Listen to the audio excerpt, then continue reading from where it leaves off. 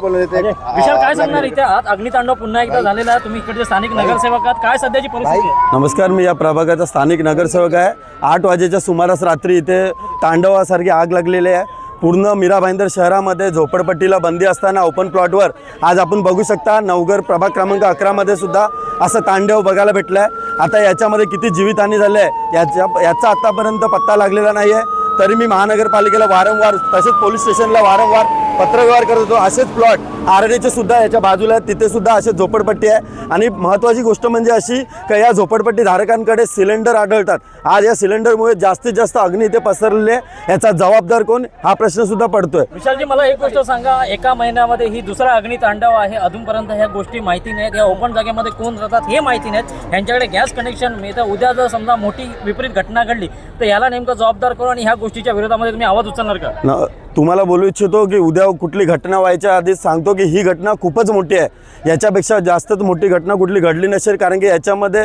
जास्तीत जास्त सिलेंडर फुटलेले आहेत आणि हे सिलेंडर कोणी दिले आहेत, कोणाच्या मार्फत दिलेत याची चौकशी झाली पाहिजे। आणि याच्या आजूबाजूला असलेल्या झोपडपट्टी आणि आपण बघू शकता माझ्या मागे टॉवर आहेत, यांच्या आजूबाजूला सुद्धा झोपडपट्टीची वस्ती आहे। उद्या कुठली अशी घटना न घडो यासाठी त्वरित उद्यापासून हे झोपडपट्टी सर्व काढण्यात यावी ही विनंती करतो मी।